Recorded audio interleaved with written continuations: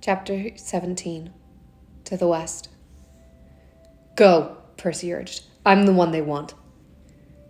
"No." Zoe's voice surprised everyone. She had stopped halfway to the door. "You are the fifth member of this team. You must come on this quest." Allie could feel her jaw drop. No way was this happening. Then Zoe turned to Allie. "You, on the other hand, I would gladly leave behind." Allie smirked. "Too bad the zombie soldiers aren't after me." "We need to move." Grover was right. The soldiers were getting closer. "Come on." Zoe led the way out of the museum to the white camp van. They drove to a parking garage and ditched it, trying to shake the monsters following them. They took at least 5 different trains before they finally lost them. They were in a train yard, with almost no cars around. Those that were there weren't moving, at least not in the right direction. The night was cold, and in desperation, they joined a homeless guy around a barrel fire. The man pointed out a train that was headed west. It had long trailers stacked with luxury cars. Allie rolled her eyes as Grover immediately trotted over to a Lamborghini and hopped in the driver's seat. Zoe and Bianca took one car, and Thalia jumped in another. Percy was in the same one for a while, but they broke into an argument and he joined Grover in a sports car. Allie sat in front of a Camaro, leaning her back against the grill. She wasn't a huge fan of cars. She hadn't been in that many, and the few times she hadn't been the greatest experiences of her life. She drew one knee tight to her chest and let the other dangle through the tracks, holding the car's wheels. She couldn't sleep, but she saw that the others had taken the chance to rest. She watched the scenery fly by. They were going unusually fast. She sent a silent thank you to the gods. When it came to quests, there never seemed to be enough time. If you wasted even a second, you could lose everything. The snow started falling about 3/4 of the way through their trip. They were headed into the mountains, the Rockies if Allie's geography was right. They had just rode through a small town at breakneck speed when Percy slipped out of the Lamborghini and maneuvered his way between the cars to sit down beside her. "Have you been out here all night?" Allie glanced at him through her peripherals and stared out at the rushing landscape. He sighed. "Did you get any sleep?" Again, she didn't answer. "Don't do this," he pleaded. "Don't shut me out again. It took you long enough to open up in the first place." "It took me less than a month," she countered. "I know." He took a deep breath, a foggy cloud erupting from his mouth.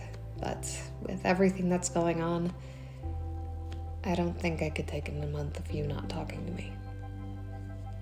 She finally looked at him. "Really? I thought you'd be jumping for joy." He chuckled. The train pulled to a stop in a small town nestled in the mountains. They dismounted their cars and slipped off of the train. Wandering the streets, they found out that getting down the mountain was fairly difficult. It would take time that they didn't have. Grover and Zoe went to get coffee, and Thalia walked up and down the street searching for another way down the mountain. Allie could feel the awkward tension between Percy and Bianca, so she wandered out of earshot.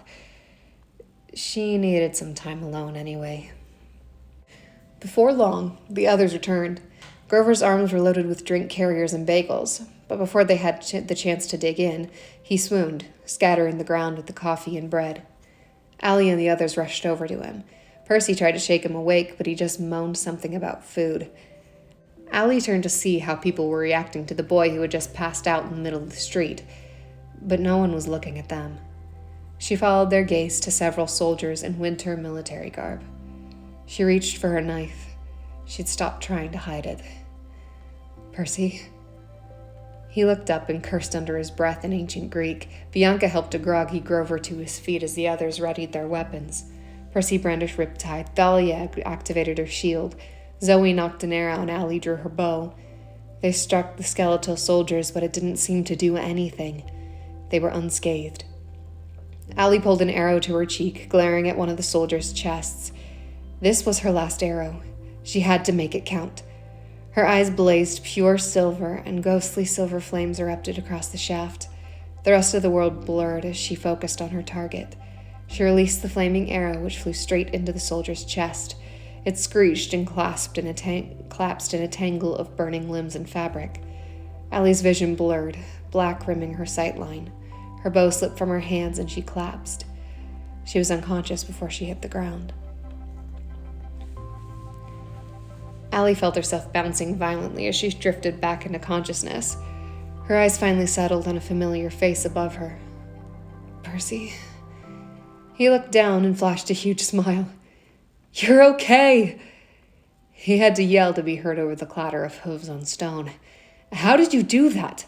You looked like, well, a hunter. She was in too much pain to glare at him. I don't know. Just, please don't ask me to do it again. She clutched her stomach.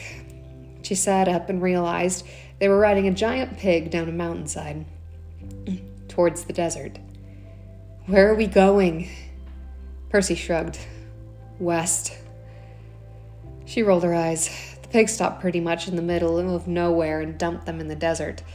They walked into a tiny abandoned town to regroup and figure out what to do next. And that's when the limo pulled up.